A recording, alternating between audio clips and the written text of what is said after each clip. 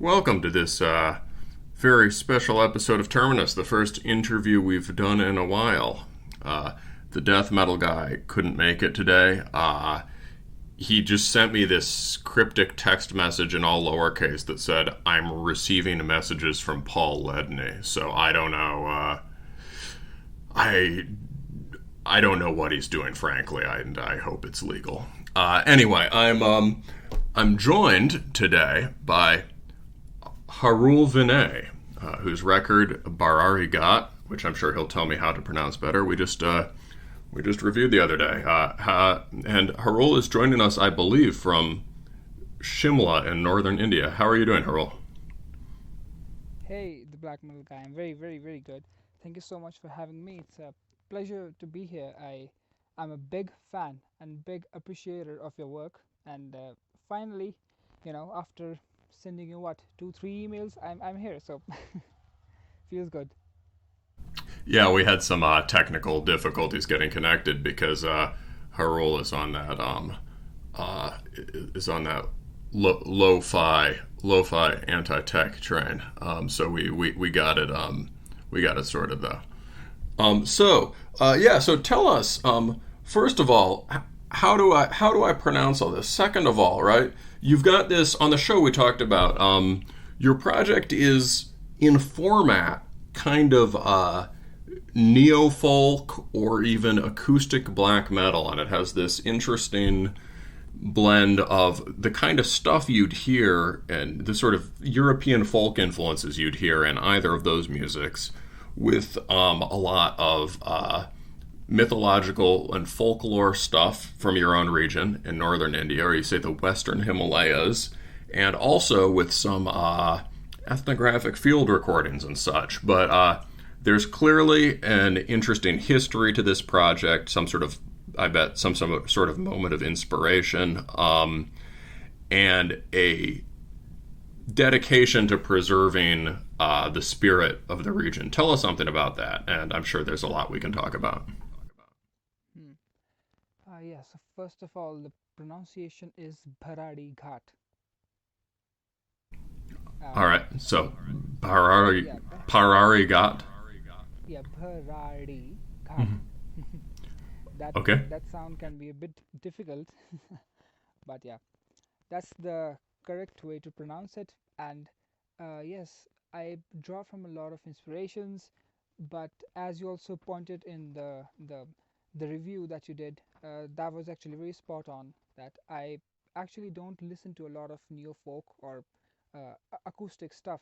I I don't know if I listen to any of it. So my inspiration, as far as my inspirations are concerned, they are all western. As far as the song structure and all that is concerned, they are all western, and I rarely listen to anything else actually. So uh, that's why you kept mentioning that it's not overtly, or it's not ostentatiously Himalayan or even Indian. Um, and that's true because it's not. I don't draw inspiration from here because it's so overdone by this point that I don't feel the need to add to it, basically. So yeah, so coming back to that, I don't listen to any neo folk. I listen a lot of black metal, as you guys also mentioned in the review. I listen to a lot of extreme music in general. Uh, and as far as the scales and all are concerned, I again, I don't like to use a lot of Indian sounding scales because again, it's so obvious. I mean, so my inspiration as far as the acoustic stuff is concerned is basically opeth and some agalok to some extent, but yeah, basically opeth and agalok, and a lot of other black metal acts. So I draw my inspiration from there and try to create or try to recreate that intensity in an acoustic setting, in an all acoustic setting. So far I think I'm on the right track, but uh, of course, I mean, there's so much to do and explore. So yeah. So, like, which there's a lot of Opeth. Which eras of Opeth are you talking about? I know that there's some folky moments in the record, but it sounds like you're also talking about translating electric stuff by Opeth and Agalloch into an acoustic format. Uh, hmm. Particularly, I'm like not so specific about the Opeth eras because I love everything that they've done. Even the newest stuff, I really dig that.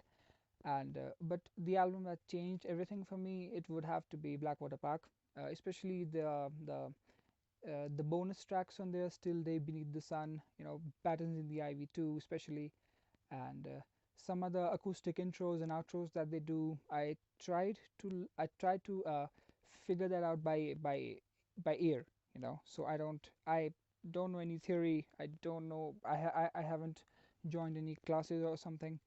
It's all just playing and listening to a lot of stuff. And thankfully, Opeth, I got introduced to the band at a very early stage, so I always had that at the back of my mind. The that uh, the acoustic guitar is so powerful in its own way. And yeah, I mean, Opeth helped me a lot to discover the possibilities, so to speak. So yeah, just that. And as far as the intensity part is concerned, I would love to do a purely black metal project, but I know I'm not ready for it. And as again you guys also mentioned in the review that uh, this is not acoustic music just for the charm of it. I really dig the sound, and I really want to express myself in it and explore all the dimensions I can. So uh, I have been playing acoustic regularly for about 4 years now. So that's a lot of playing and a lot of practicing, and a lot of tunes. I have a lot of other stuff as well. So and that's all acoustic for now. So I don't have any plans for electric. Actually, it's very very acousticy, and just just trying to explore that intense feeling. Try to uh, speak it in terms of the acoustic guitar as far as I can, of course. So, did you? So you taught yourself then? So okay, so in only 4 years, you've got a pretty natural and musical sound on the acoustic. That's very cool. And so you seem to have taken the discipline of learning it very seriously. Are you? Is that your first guitar experience, or have you also played electric? So I actually started on an acoustic, then I switched to the electric for some time. I still play electric from time to time, and I mean I'm pretty fluent in that as well. The heavier stuff, the down picking and the tremolo picking and all that. I mean I cannot do the flashy stuff like sweep picking and all that, but Yeah, as far nobody as the nobody likes that stuff anyway. yeah, but as far as the basic bare bones stuff is concerned, I I love doing that. I love playing some Cannibal Corpse and all that. So yeah, I totally do that. But the as far as the acoustic is concerned, I have been learning the guitar since 6 years now. I've been playing since 6 years, uh, and out of those six, four and a half years have been solely dedicated to the acoustic, and just uh, exploring the acoustic. I got my classical guitar last year, and uh, that has again made a lot of difference in my playing. That has really amped up my playing because the classical guitar is a tough instrument. You have to pay attention to the dynamics, you have to do so many other things. And of course I'm into western classical as well, so I learned some pieces and tried to build my vocabulary through that as well. So a lot of the passages, they are actually very classical, western classical inspired as well on the album, I mean. uh, a lot of people have actually told me that this certain passage reminds them of Bach, this certain passage reminds them of some other composer, and that's actually very flattering to to hear. So Oh, that's awesome. So yeah, that helps explain the sense we were getting that there's a very authentic ear for that kind of for that kind of Western music. So it's not like you've gone back gone back through Current 93 to old recordings of, various kinds of folk guitar or something like that. You've actually you've been listening to, Scandinavian metal, a lot of which is classically influenced and also has this kind of folky aspect to it. And you've traced that back to stuff like, to like mainstays of the classical tradition. Have you been listening to classical guitar music, or more just generally say, I'm going to teach myself a Bach concerto or a Bach, something like that? I think I'll be basing off a lot of classical guitar player if any of them will be listening. But I use tabs for classical guitar for learning the pieces. I tried to figure out some Bach on just by listening, but no, I want to be sure with those pieces. With stuff like Opeth and Agalok, I can work my way around that. If I play 2 3 notes differently, that actually works, because I'm that helps me to create my own sound in its own way. But with these classical pieces, I have to be very very sure, so I usually use tabs and go from there. Okay, for sure. Do you have any like favorite classical guitarists or things people should check out? Yeah, I mean, I'm not too well versed in that universe, but as much as I've explored, I would definitely suggest some Beethoven, and of course, as far as solely classical guitarists are concerned, Francis Tarrega is a beautiful example. He played just the guitar, and he revolutionized the whole thing. So definitely check out Tarrega and his pieces. Is this the? I'm just checking the spelling for our listeners. Is this Francisco Tarrega from Spain in the late 19th century? Yes, yes, yes, exactly. All right, cool. Yeah, so Spanish Romantic guitarist and composer. All right, yeah, that's a good name drop. See, I didn't know that at all. And so as far as, since this is Terminus Extreme Metal podcast, what kind of black metal stuff are you into? Well, you're obviously into Ulver. You also obviously like the very traditionalist black metal of Hordem Rife. Just tell us about your history with that stuff. So uh, my absolute all-time favorite black metal act is Fluisteraars from Netherlands. The Dutch black metal scene. Fluisteraars. They are my absolute favorite black metal act, and I have been obsessed with their stuff. I've been obsessed with their music ever since I discovered them. The Dutch black metal scene in general is one of my favorite movements happening in the extreme metal scene. Uh, there are a lot of other bands as well from that scene, but Fluisteraars for me, just they are just the they are just I mean, they shine brightest in that scene. So definitely Fluisteraars. uh, I haven't actually explored a lot of the common sort of black metal acts like Emperor, Mayhem, and all that. Sadly, I haven't explored them. I don't know why, but it just hasn't happened yet. For me, black metal, as far as pure black metal is concerned, again, uh, I like Murk from Sweden. Uh, who else? I mean, I'm forgetting names here. But yeah, I mean, for now, Fluisteraars and Murk.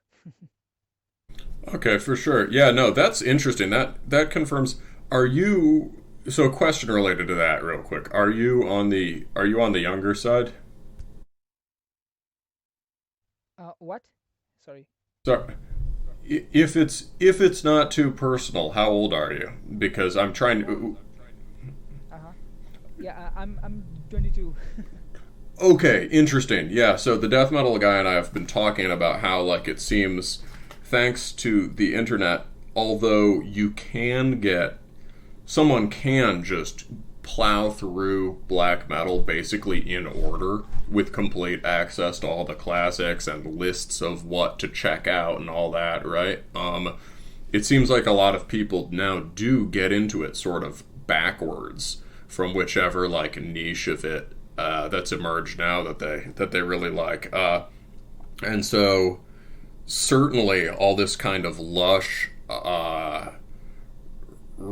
this kind of lush folky black metal stuff like Fluisteraars, that has this sort of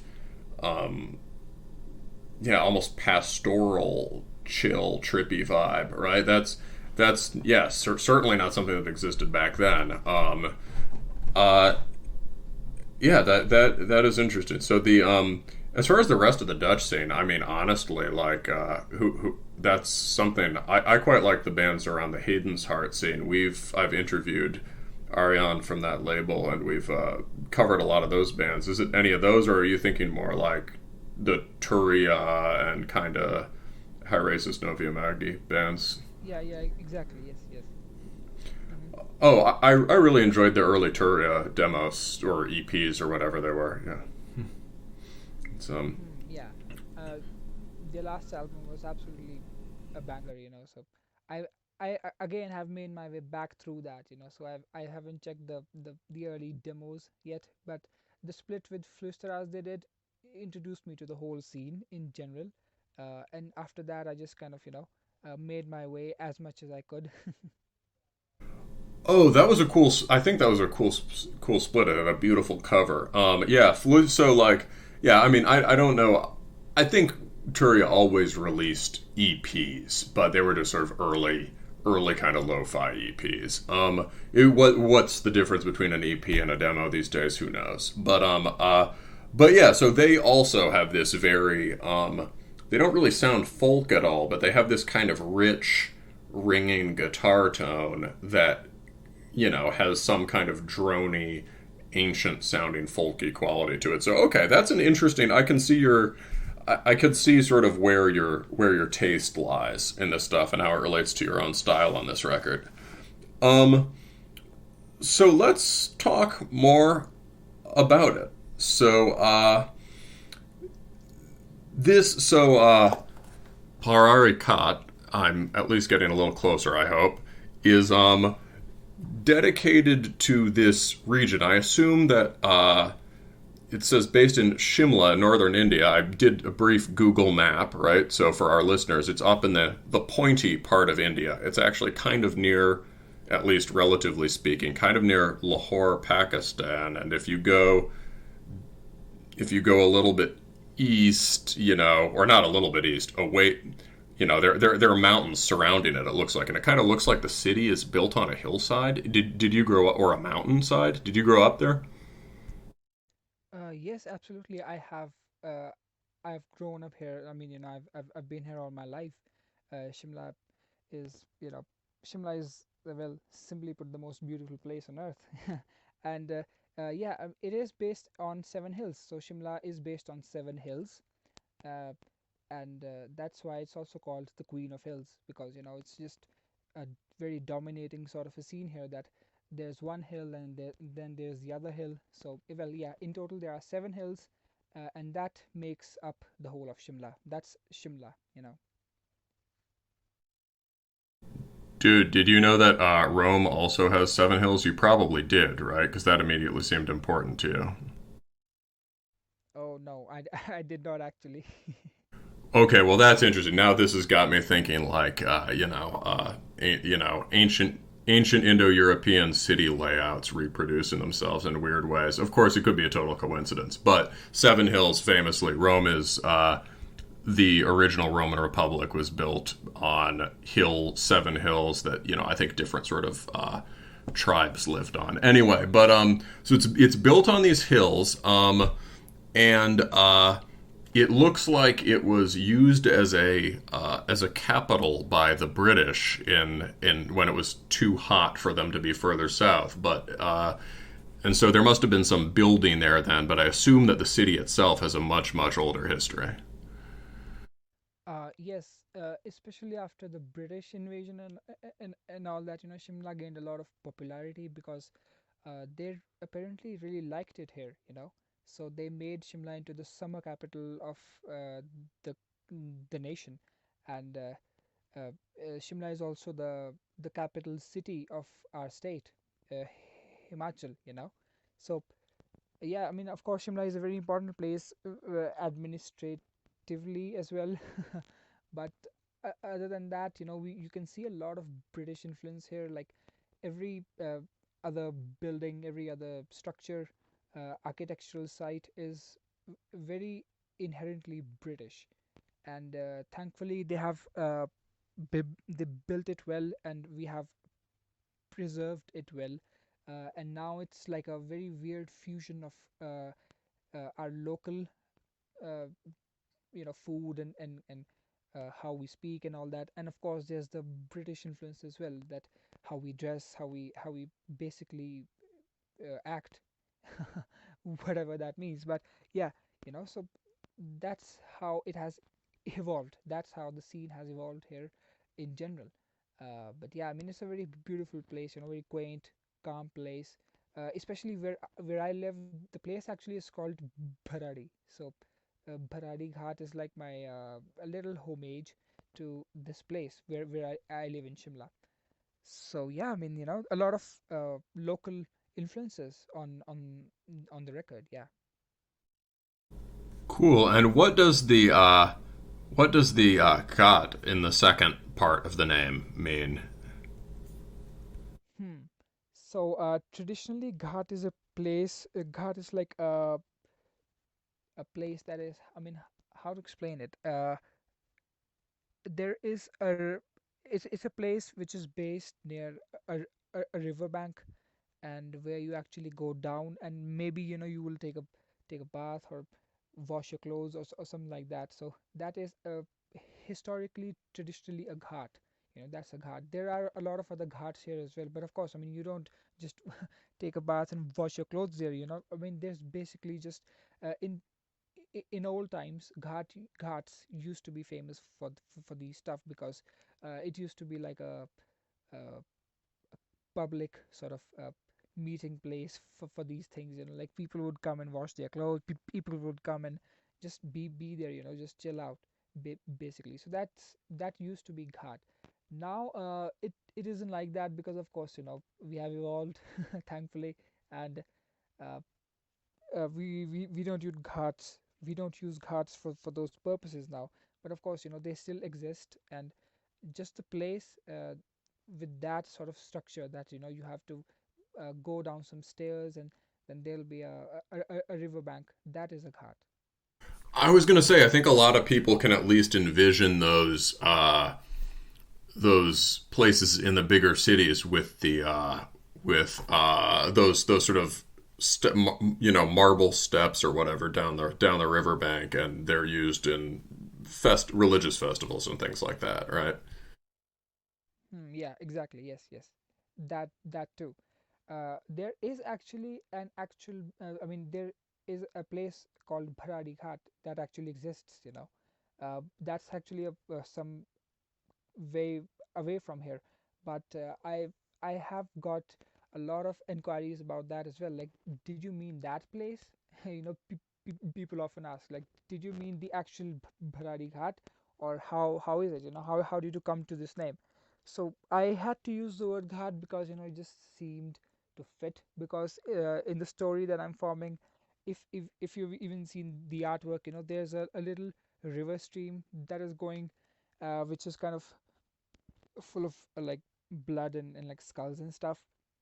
So in the storyline that I'm forming, so ghat uh, is actually, I mean, it plays a part in that. So I that's how I justify using the word ghat. Okay, awesome. No, that's a really good walkthrough of that term. And so, like, yeah, so there's a storyline for the album. I see that on your Bandcamp that the storyline kind of starts on a beginning, your single from last year, which is I think a single long song. Uh, and seems to start with a narrative about a shepherd and his goat. But on the cover of this one, there is a goat, looks like kind of a young goat, with some sort of like looks like almost a sacrificial wreath of flowers around his neck or something, and a broken, charred leg leaping free of a blaze, like a forest fire. And the goat looks, despite the fact that he's very injured, the goat looks pretty smug. He looks pretty serene and sort of contented. There's this kind of sublime composure to the goat. He's unaffected by all this. Tell us about the story then. Okay, so I'll try to make this short, but for the you don't have to. Feel free to spurg out. Oh wow, cool. Okay.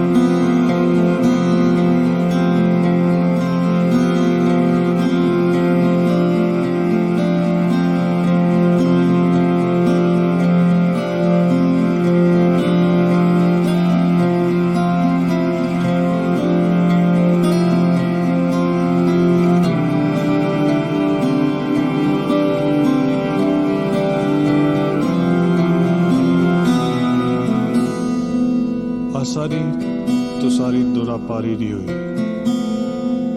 Tusalori bagara muar. Asalori taluri kui.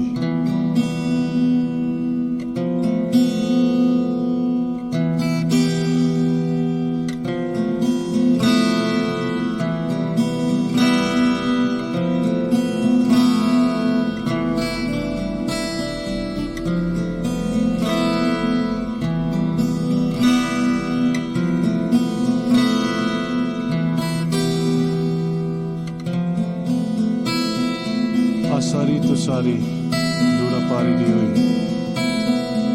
Tusalori bagara muar. Asalori taluri kui.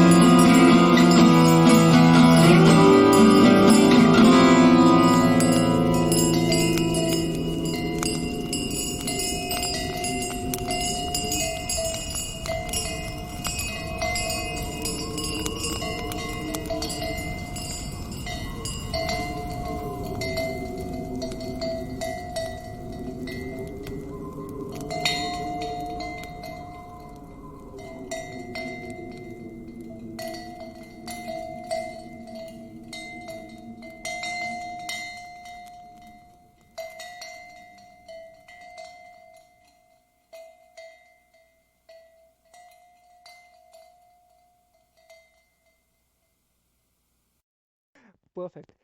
So, the first song, Beginning, uh, in the brackets, there's the word mountain home. Again, mountain home is an actual place which is near my house, uh, that I just love. It's the most like beautiful place. It's full of nature and mountains and all the good stuff basically. So that's mountain home. Now the local story about that, as far and as much as I know, is that a British sort of retired lord used to live up here, and at the top of the hill he made his very quaint house, and he loved this place and he called it Mountain Home. So he actually named the place that, you know, and so that's the story that we've all uh, known, that has been told to us by our parents and like the older people as well. So after the British left, the property was just sold to the local farmers and stuff like that. So the local farmers own that land now, but before that the British had occupied, or were just using that land. That house still existed there till like 3-4 years before, but it burned down now. I mean, it was very old but a very beautiful house. And yeah, that place is Mountain Home. So that's the actual place that the whole sort of world is built on. So Mountain Home in this, in my storyline, is this magical realm, just a very perfect sort of a place, utopia, if you will. And it's perfect in its own way. And the shepherd is the head of that place. So uh, of course there's a lot of symbolism here. The shepherd, of course, stands for pastoral superialism, or whatever you would like to call it.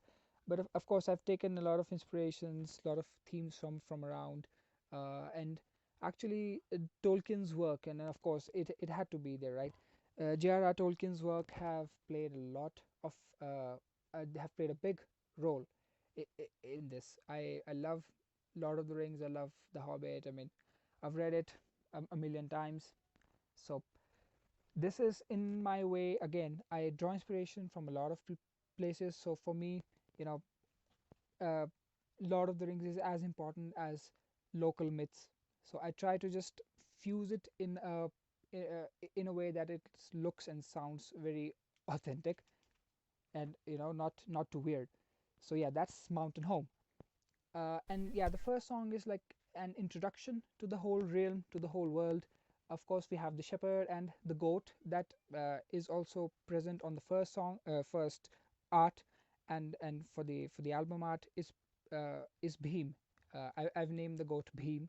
Now, Bhim, actually, those who know the Mahabharat, the ancient text that we have, Bhim actually is a very important figure in that regard as well. And of course, in Himachal, my state, the Mahabharat plays a very important role, because apparently a lot of it was staged here. A lot of it happened here, and Bhim, in Mahabharat, is a very, very, very strong and brave man. He is tall, he is huge, he's just powerful. He can destroy anything that would dare to obstruct his path. So again, me naming the goat Bhim was a reference to that as well. But of course, there's symbolism here that the the the pastoral things, the whole like the shepherd being the ruler of this world, and his goat being Bhim. So there's power in our village life. There's power in that. So that's the symbolism in that. But yeah, the first song is like an introduction to that. And uh, Bhim actually has gone to this weird place called Bharadi Ghat. In the first song, he has gone there to gather some news, because Bharadi Ghat used to be good. It used to be a prosperous place as well, but now news comes in that it's burning, it's full of fires and stuff. So uh, so yeah, the shepherd has sent Bhim to gather the information, so that he can uh, make arrangements in advance. So that's the first song, and it ends on a very tranquil note. That Bhim has arrived. But now, for the album, we take a look at the scene from Bhim's perspective, from the And goat's perspective. just to clarify, keep the place for listeners, by the first song he means A Beginning, which is technically was released last year. And now we're starting the events of the album as Beam the Goat Champion has returned to the Shepherd. All right. So actually, he hasn't returned yet. I mean, he's on his way. So again, he we witness everything from his eyes, from his perspective now, and even the song names. The first song is, of course, the first song is an intro song, Bharadigat One. Simply, that's like the introduction to the whole thing. The second song is called Kuali. Kuali, which in Pahari means a very sharp ascending path. So a very like sharp ascending path that you're going on. So as far as the story is concerned, the Bhim here is actually going or is actually going on this path. He's actually dragging his hind legs. So yeah, just that. And the third song is called Kande, which in Pahari or our local language means thorns. As simple as that, it means thorns. And again, he is dragging his legs over these thorns, and just again a lot of symbolism here, because uh, he's bearing all these burdens. He's uh, like there's death of everything around him. The forests that he loved are burning. uh, the mountains are smoky. Just everything is in shambles.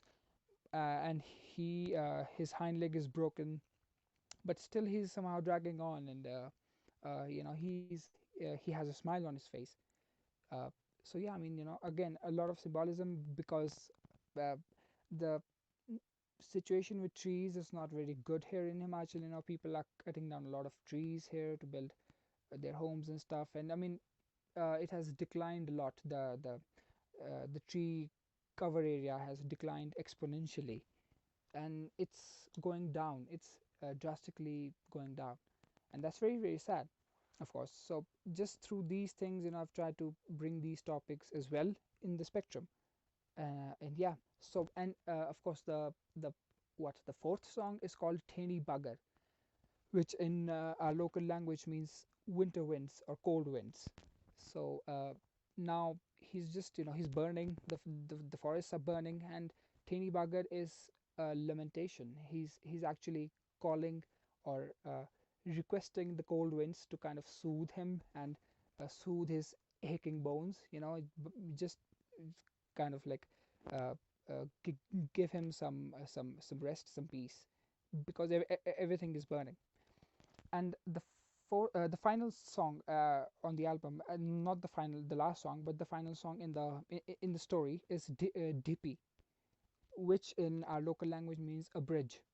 So that song is like that's again bridge here, meaning that he's actually on a bridge from Bharadi Ghat to mountain home. So yeah, I mean, that's like a uh, the end of the chapter.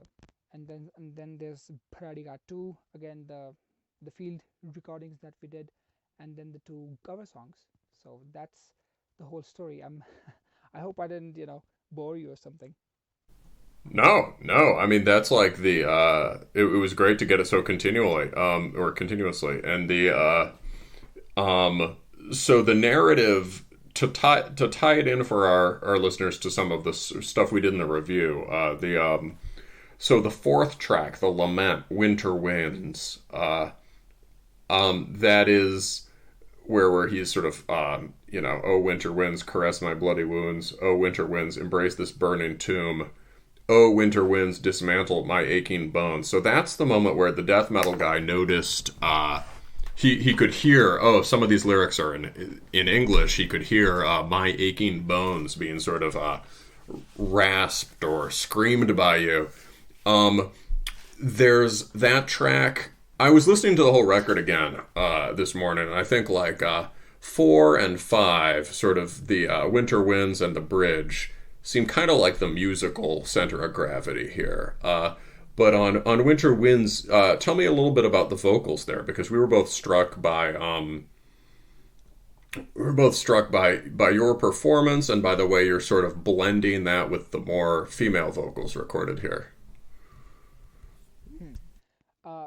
I would also like to point out that the a comment you made on the review, that the death metal guy gets a very desert feel from that song. A very just a very dry sort of a raspy feel from that song, and it's very true.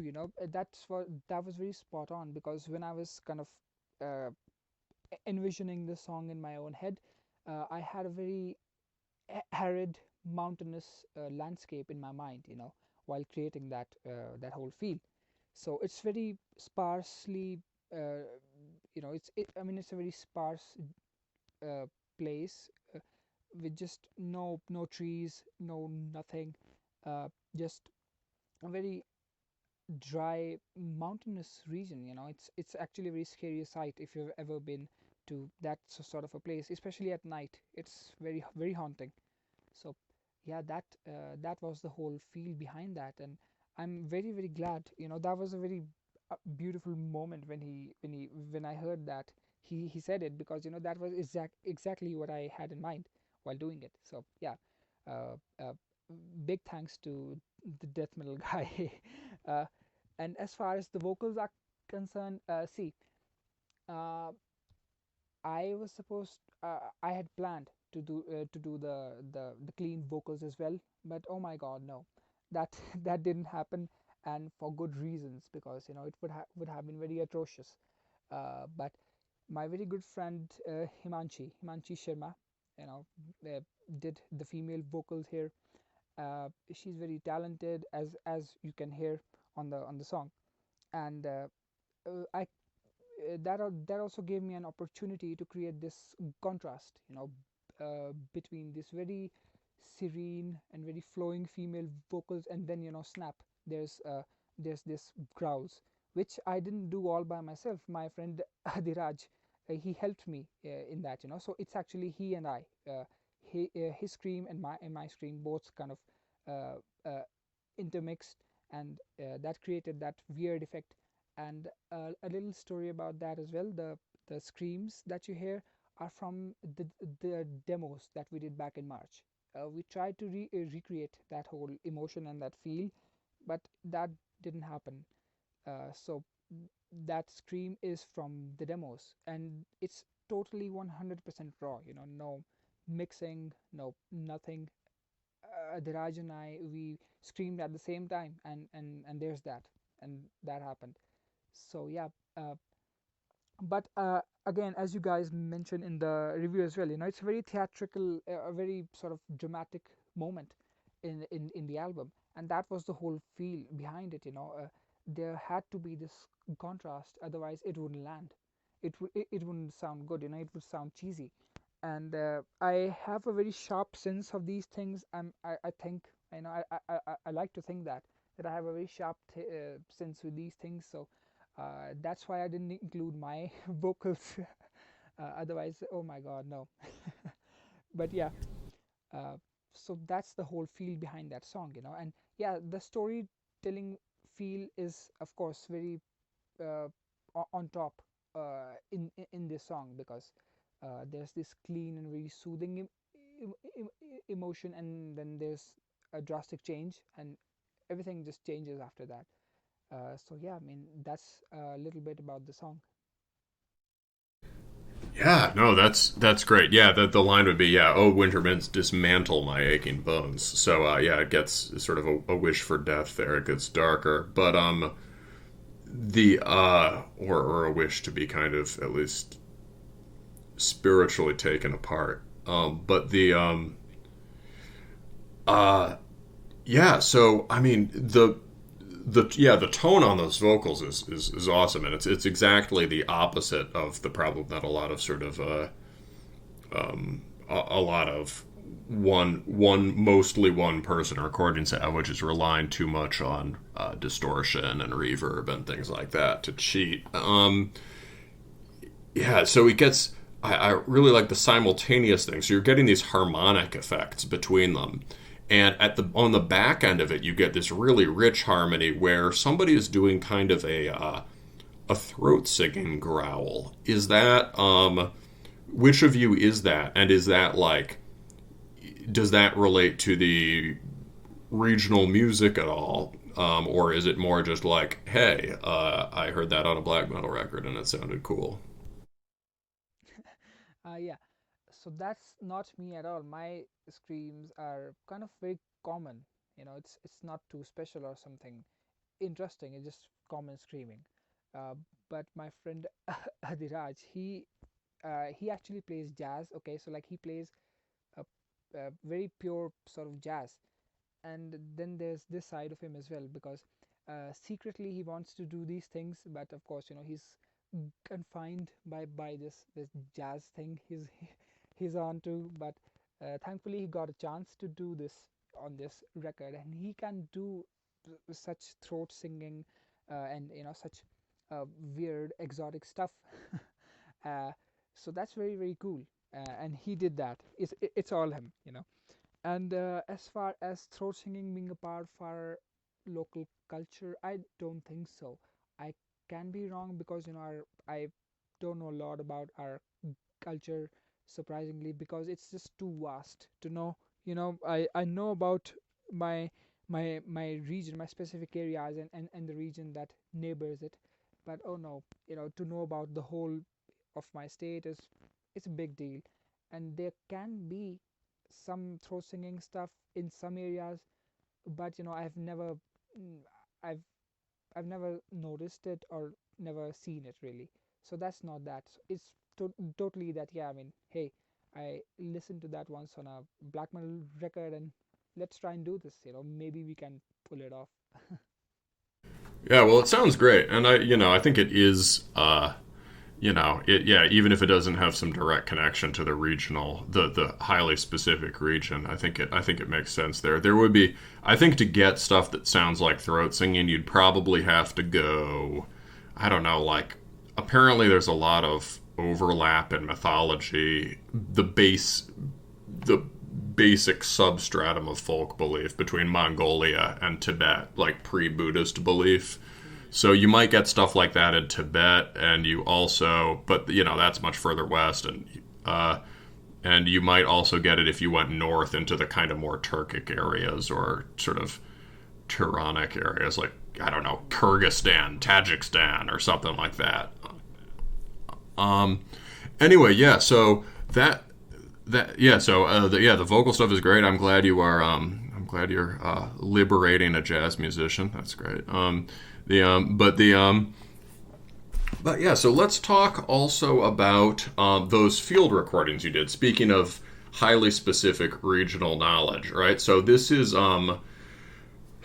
you recorded this this sort of what you a group that you translate as sort of the Himalayan ensemble, right, or something like that, who are you'll have to tell us how to pronounce their actual name, which is sort of the Pahari Baja or something, which you'll hopefully pronounce for us, of the Kotgar village. And you recorded this for the first time in human history. So tell us, please, about going to do that, and how you did the recordings, and whether what were some of the challenges of the recording process. Hmm. Uh, this was done last year in September in Kotgar. It's a village which is not so far away from Shimla. It's actually very near. So the field recordings, it's Pahari Baja. So Baja is like uh, you can say what, a local band. That's Baja. That's Baja in general. Pahari means, well, Pahad means mountains. So Pahari is Baja of the mountains. So a mountain band. uh, Unfortunately, I wasn't present when the field recordings were done. It was actually done for a friend's graduation project, if you can believe that. It was done, there was a very extensive research she did, and the Pahari Baja was a part of it. And uh, it was actually, yeah, I mean, it was recorded like this, very professionally, for the first time in human history. And that's no exaggeration. That's no a fluke. That's no lie. Uh, uh, this also ties in with a little thing that we've been going on here. It's a thing called Himalayan Folk Collective. That's a project that some of us are engaged in. That's a very ambitious project, and uh, this her graduation film and recording the Pahari Baja and also some other stuff. That was also a part of this apparently. Uh, so what Himalayan Folk Collective is in short, uh, our it's our uh, it's a way to archive and to just preserve our local traditions. So that has to do with food, that has to do with our languages, our scripts, uh, of course, and music as well, because the musical tradition in these areas is insane. It's amazing. So yeah, Himalayan Folk Collective. I guess that's another conversation in itself.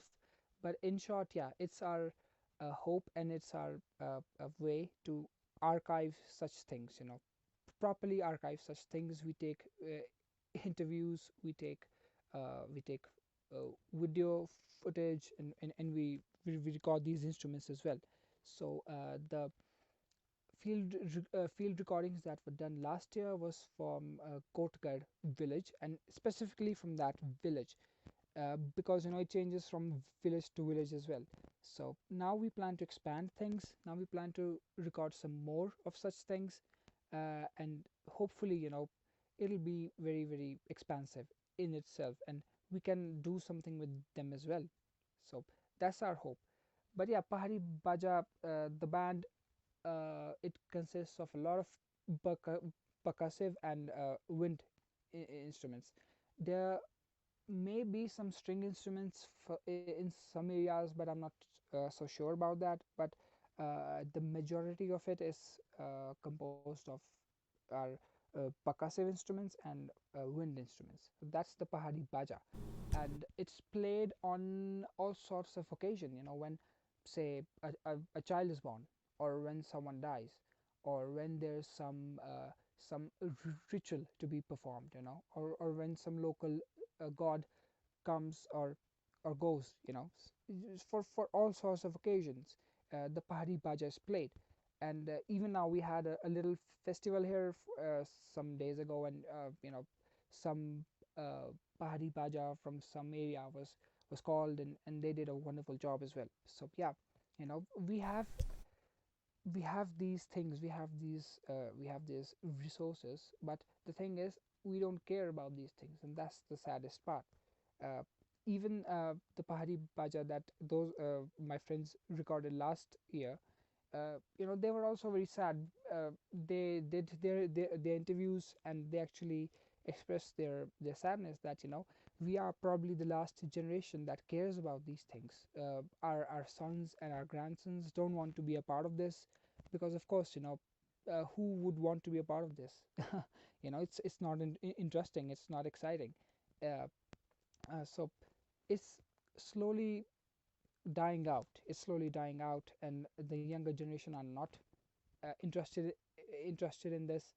Uh, so yeah, I mean, this is our way to sort of just gather these things at one place.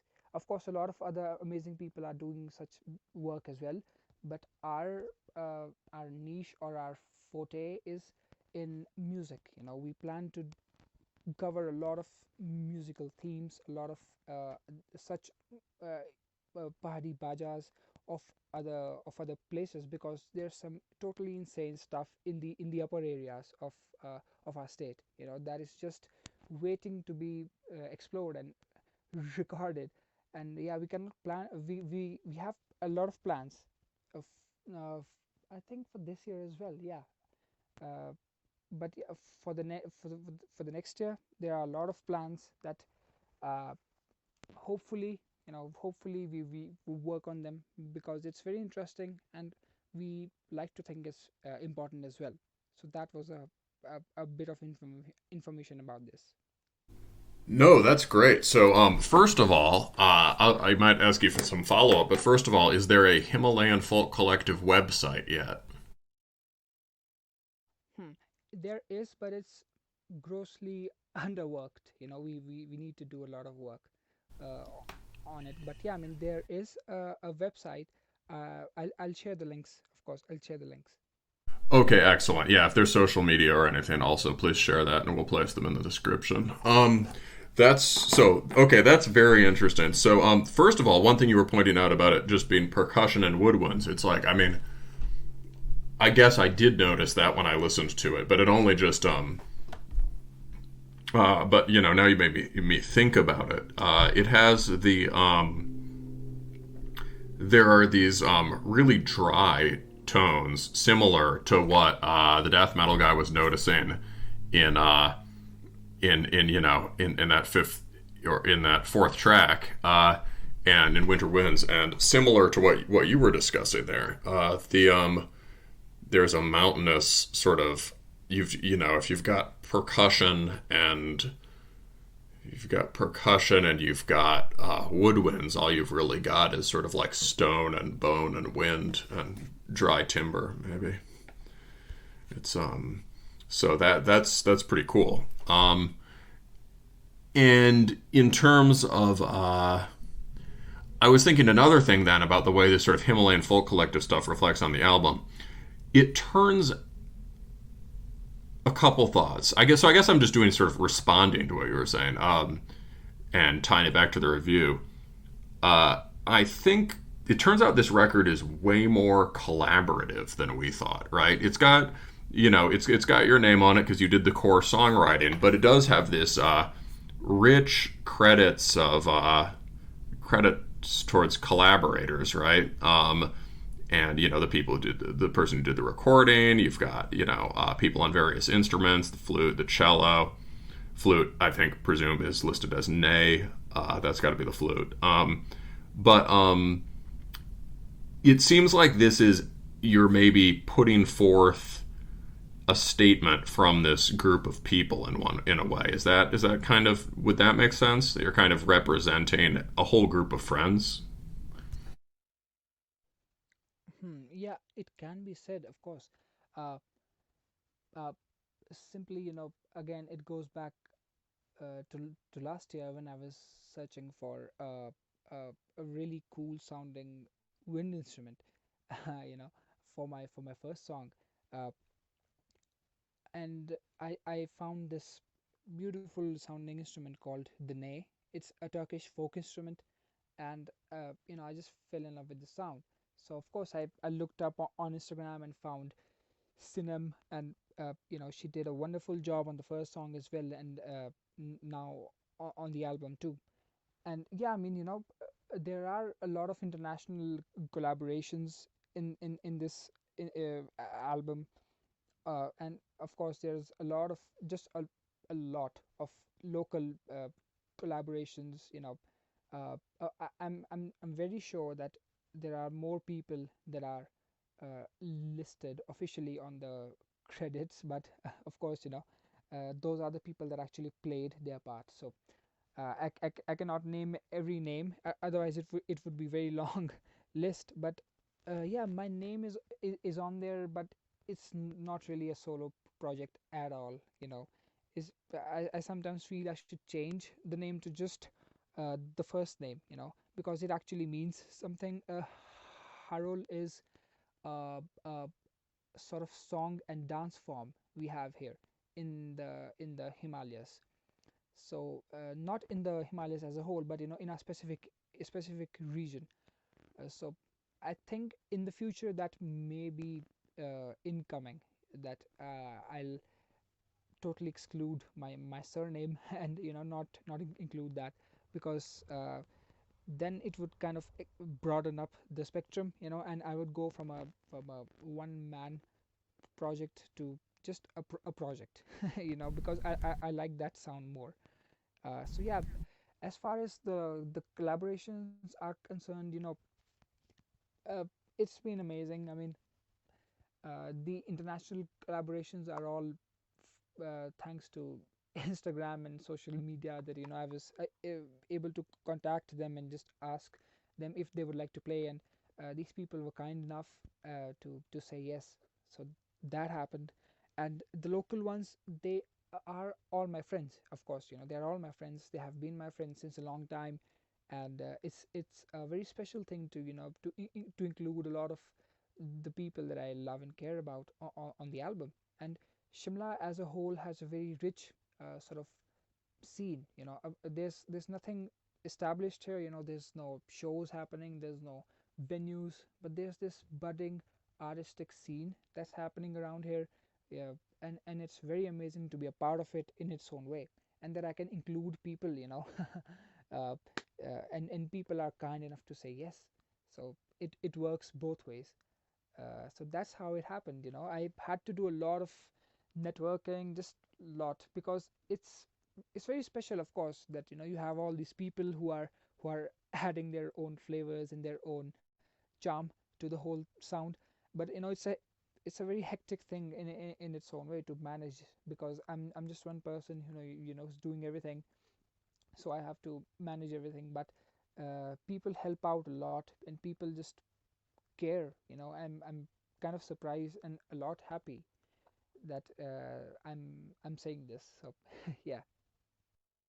Oh man, that's really cool. I really like your idea of changing the name to Harul, and that'll give you a lot more flexibility. I think I think one way this is kind of like those neo-folk recordings we were talking about is that kind of composite nature of the record. Like a lot of those projects have very flexible lineups and lots of people in the credits. There's a band called Volson's Men, which is also very Tolkien influenced, that you might enjoy, from England. The guy was in Winterfell for a minute, and he's got a lot of collaborators. But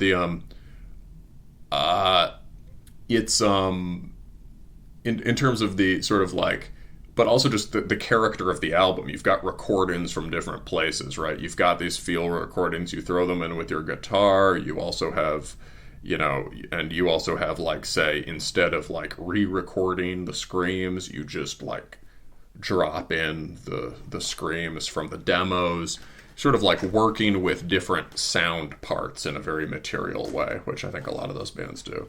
But yeah, I mean, as a way to wrap up, maybe do you want to talk to us a little bit more about sort of the sort of what you see at stake in your region right now? Because it seems like you've suggested that people are cutting down trees. You've suggested that maybe sort of traditional folkways that seem, God, that's redundant. Folkways that seem sort of relevant, extremely cool to people like you or me, who have all this kind of cultural frame of reference for like connecting it to all this black metal and like weird industrial music and like fantasy and all that, right? If you have that frame of reference for it, it's like, oh yeah, this stuff is obviously really cool, but it seems like the youth don't. It doesn't scan as cool, right? And so there are these kind of challenges there, and there's a very kind of powerful statement in the album liner notes about this kind of the urge of the animalistic fire to annihilate and penetrate the thick layers of ignorance shall emerge victorious, right? This holy flame shall shine bright and end the darkness and slumber of the spirit. All that. You've got this, I wanted you to talk to us a little bit more about what you see at stake here and what the basic impulse of the project. Uh, that's a very good question. Of course, when I was making the album and making all the songs and like just uh, trying to find people and all that, nothing like this was in my mind. But like after everything sort of came together and a whole unit was formed, then I was very interested, because even for me, it's a very interesting opportunity, to be a part of this. And I hope that through this album, especially in the Shimla scene, uh, people get uh, just people just especially the artists, the people that I know, especially because a lot of people have such an amazing uh, palette to work with. People have a lot of stuff that they are just holding on to. I don't know why.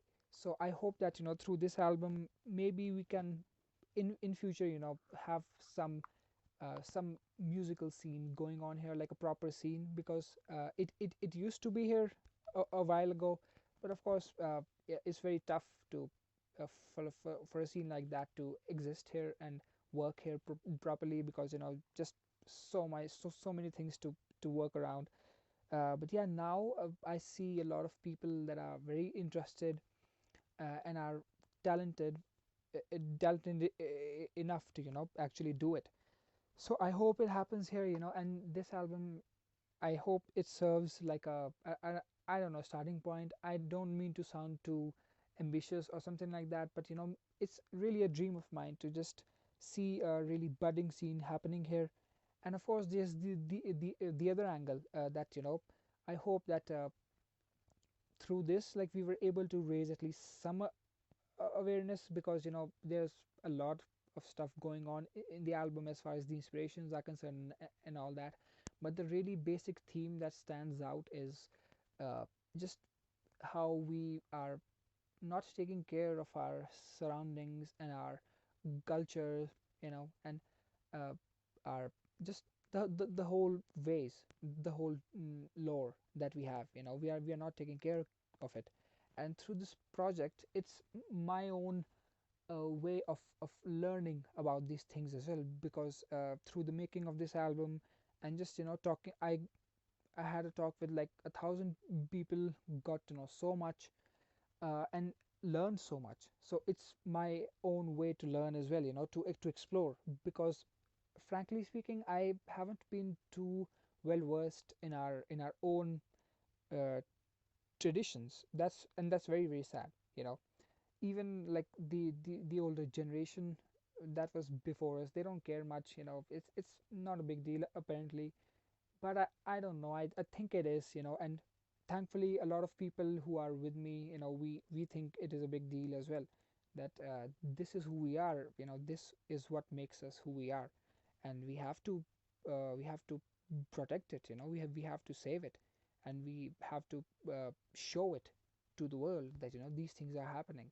Of course, me being a musician, so to a musician. I don't like to consider myself one, but okay. Me being an artist, I have this thing that I can use to portray these very intense and very, very serious emotions. And yeah, so just that, I hope that we continue on this path of self exploration, and just just exploring these themes, and showing it to the world. Because also, frankly put, the amount of material we have for a very amazing black metal album is insane. I mean, it's about time that someone took charge and created a black metal record with Himalayan themes, because that would be the most sickest thing. And yeah, I mean, and that too. So we have a I lot of I stuff. think I think I know the man for the job. Well, well, I won't like to give any spoilers or something, but something heavy is in the works as well.